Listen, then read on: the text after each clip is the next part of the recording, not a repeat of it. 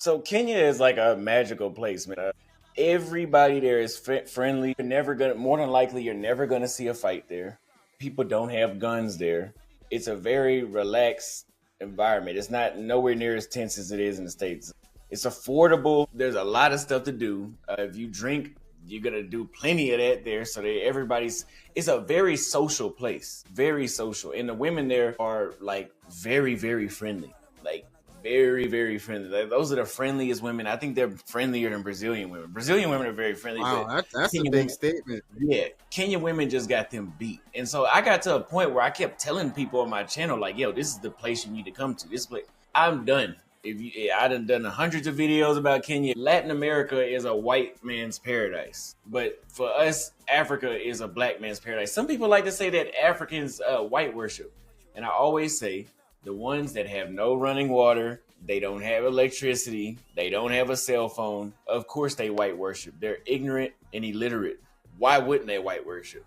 But if you go to Nairobi, the chicks that had, like, I don't know why some dudes say that. Like, in Nairobi, the chicks are not, it's not like what you explain in Latin America where you're talking to a chick and then the whole time she's dreaming about Bill Gates. You know, that's not happening Bill Gates. in that's not happening in Kenya. Like, that's not, we're the number one option outside, maybe outside of local men. We're the number one option in Kenya. It's not white. What did your friends and family think about you when you told them you wanted to relocate to Kenya? I don't think they were too surprised. They know me, so they know how I am and how I like. I'm usually go against the current and do my own thing. Right. They were overwhelmingly supportive in terms of like, oh, that's great. I'm excited to see you do it. Keep me in touch, take me with you, that kind of stuff. Yeah. As far as them wanting to do it themselves, they weren't that enthusiastic.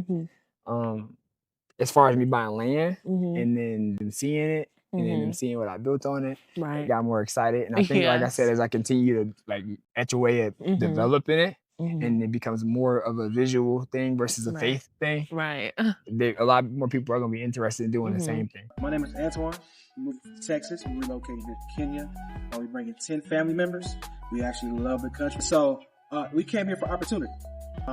What's happening in America is, we cool. We learned all we learned. We want to bring it here. And we also want to get into the manufacturing of tea, coffee, flour, and processing and packaging as well here in Kenya. But overall, contribute to the economics of the country.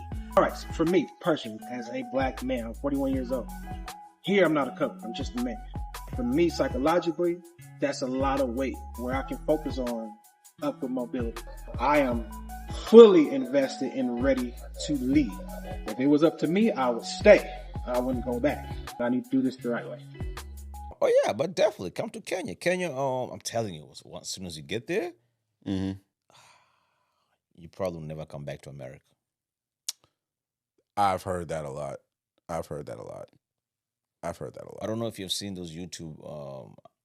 I don't expose their names because I don't know if they want to. But anyway, they got these YouTube channels that like those who used to live in America. They actually moved back to Kenya. I be seeing them on my feed on Instagram, and they be talking about like, yo, come to this country. Yeah.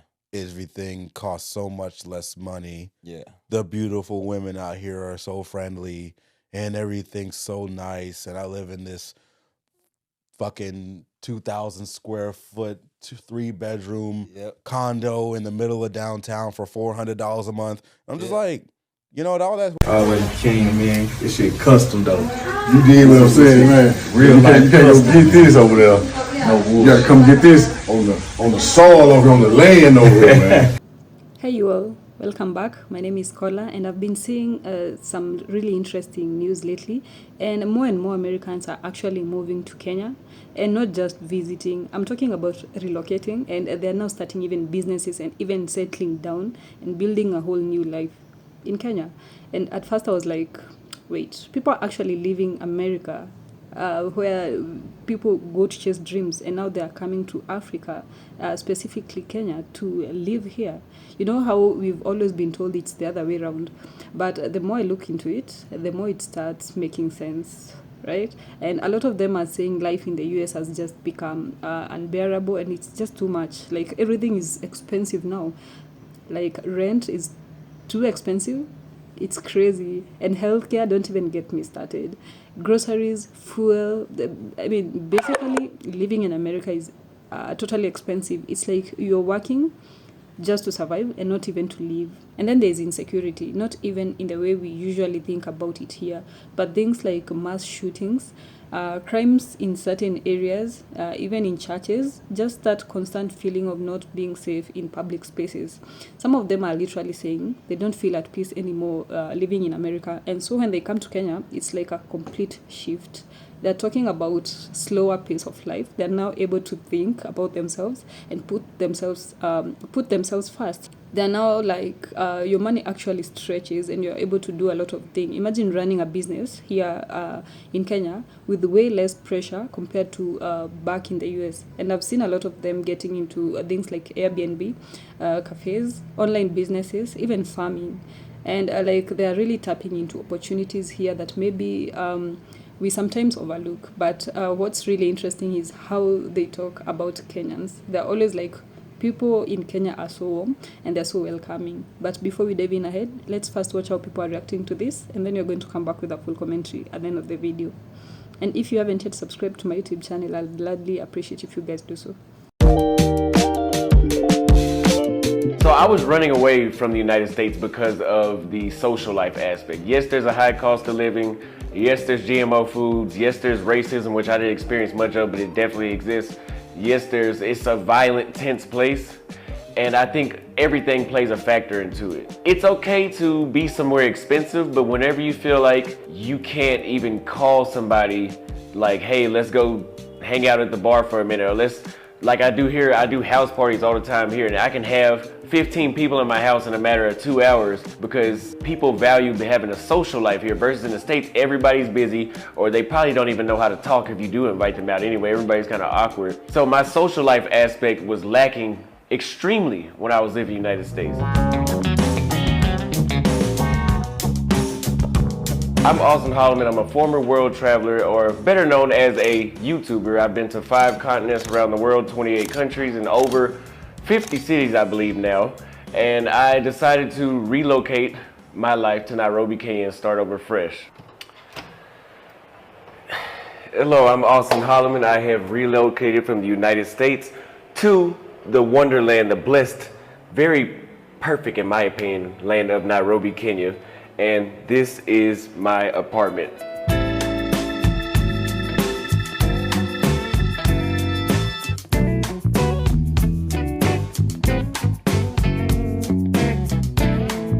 This apartment is around 97,000 shillings, which at this moment of recording is about $750 at the current conversion. And this is the living room.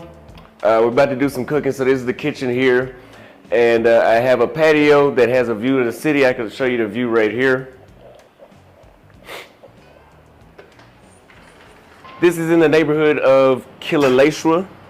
And as you can see, there's a nice view of the city. In comparison, for people that don't know, or for Africans or South Americans or Southeast Asians that are watching this same apartment in this type of posh area in town of, let's say, uptown Dallas, would easily be $4,000 per month. And yeah, $750, that's basically a fourth of the cost that you could save by living out here. And pretty much everything that you spend in Nairobi will be divided by 4. So you can eat at 5-star restaurants in Nairobi, just divided by 4. The United States is just overly expensive, just on every aspect. My groceries are divided by 4. So I'll show you the rest of the apartment as well. Number one, I was already living in Brazil, and then I decided to become a digital nomad and start jumping around the world. Now, I came to Tanzania first, and then I went to Nairobi after I met some Kenyans there, fell in love with it. The first couple of hours I was there, I could just feel it. There's a certain energy if you're here in Nairobi. And I could feel that the minute I stepped outside and started walking down the street. And I went to Uganda, Rwanda, came back to Kenya. I loved it that much. Stayed for a couple more months, then I went to Zambia, came back to Kenya for a couple more months, and then I went to Ghana, Senegal, and I came back to Kenya, went to Thailand, came back to Kenya. So I always found myself coming back to Kenya. And then I went from Kenya to 15 more countries in Europe, Southeast Asia, and South America, and even back to the United States, which I hated that trip. But I went back, and God told me, out of all the places I had been to, all the stuff I had experienced over the year and a half, anything that I had doubtful about Kenya was now irrelevant. And now I realize that this was the best place for me to be in.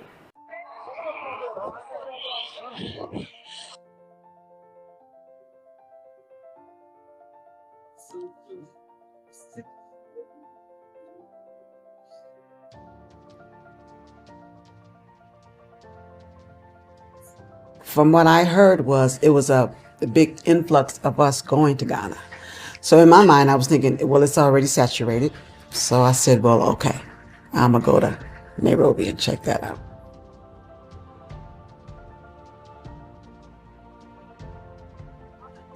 When I found out that I can get an apartment for $270, I'm like, sign me up. The quality of life.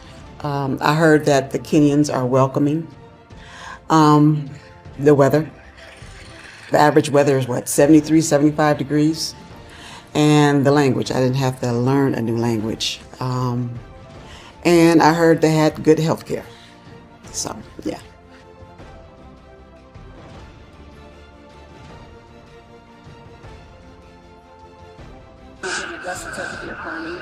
I'm not gonna send her the money until everything is done. I didn't want to be connected to what enslaved us. I wanted to be free. And we're from the continent. Africa is our home. So for me, to be able to have the freedom to choose where I want to live is freedom for me.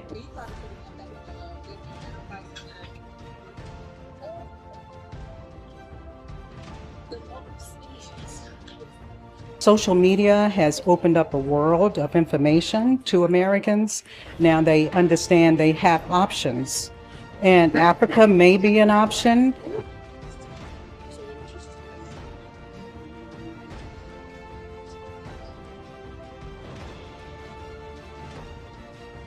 What was it like? Because you say the culture is different here. You know, what was it like as a African American moving to Africa? Like, what did you feel like there was a difference in how people treated you or how you were treated there? Did you feel a sense of belonging?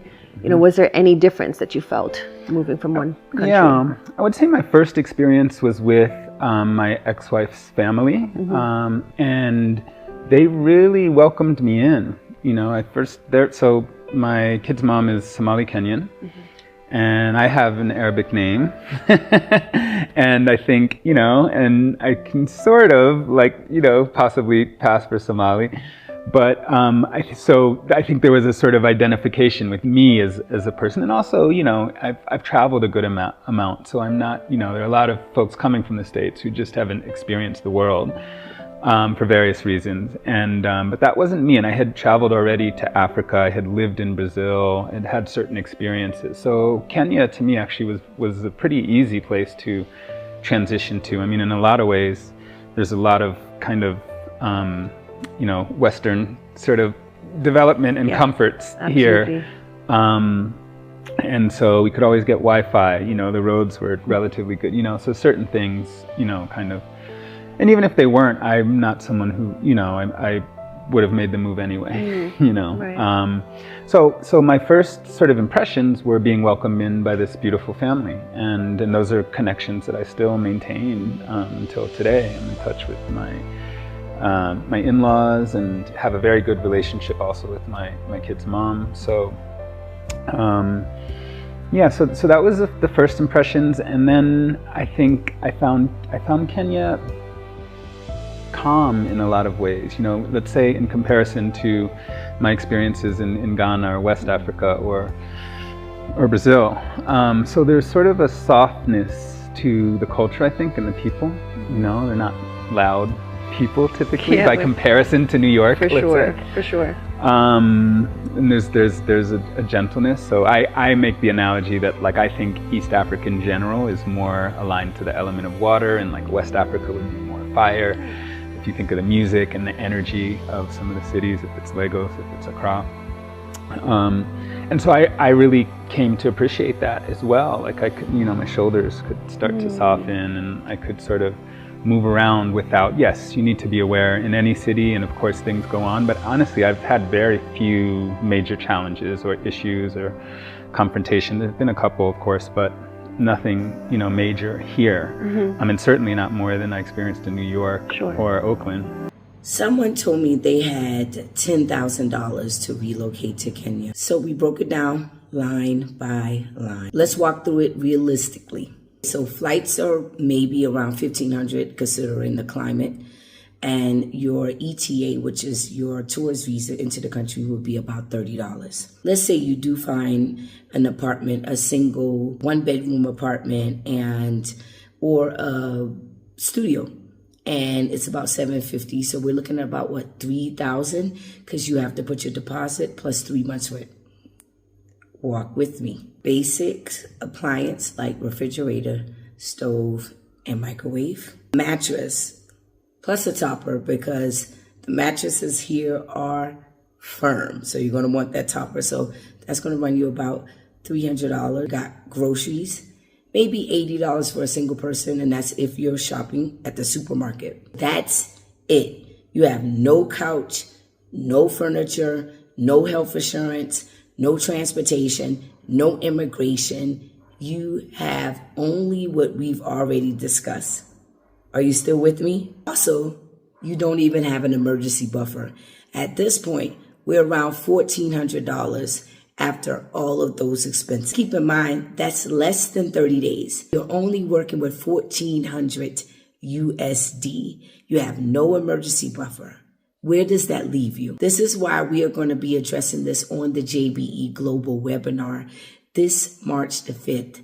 If you are questioning whether you are really interested in relocating to Kenya, tapping into the medical industry here, or investing, this is where you want to be.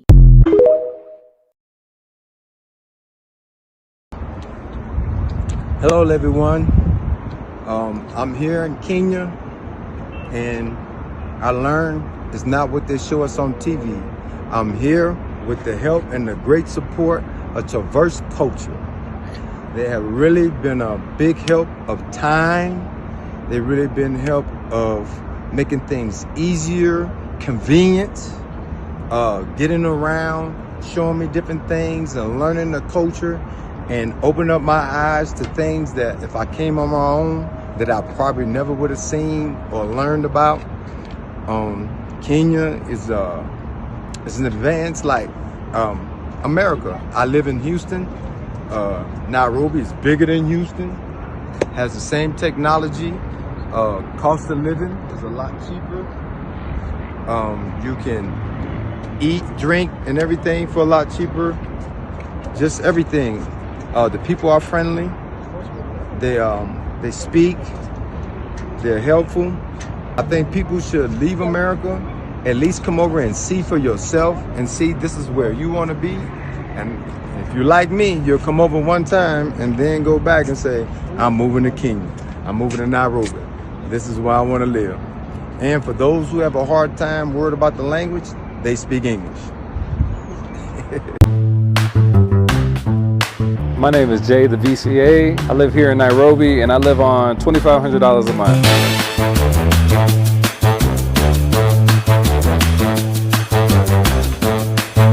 So I grew up in an immigrant household where we talked a lot about other countries and we talked a lot about like how we migrated to Canada. My grandpa would tell me stories about how he kind of jumped off the ship in the United States and lived there illegally for a while before he became a doctor. Growing up that way, being exposed to the immigrant lifestyle and other groups of people, like people from Barbados, people from Trinidad, I always had that desire to go somewhere else. So I joined the military. I went somewhere else. I went to a couple of different places.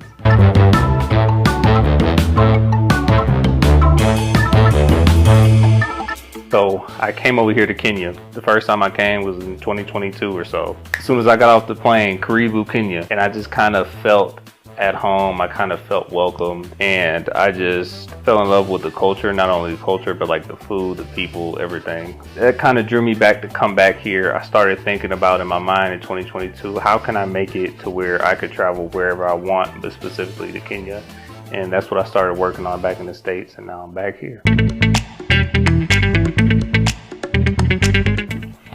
What's up, y'all? It's Jay the Beast VA. It's my house in Nairobi. Hi. So if you are considering relocating back to Kenya, just remember, actually this applies wherever you're deciding you want to relocate to. Remember that you're literally starting afresh. You're starting afresh, no matter how old you are. If you're relocating to somewhere you've never, had roots before, you don't have family, and I would argue even if you had family, if you yourself are relocating somewhere you've never been before, you're literally starting over. Whether you're relocating for studies, whether you're relocating for work or any other reason, or love, then you're starting over. You're starting over socially.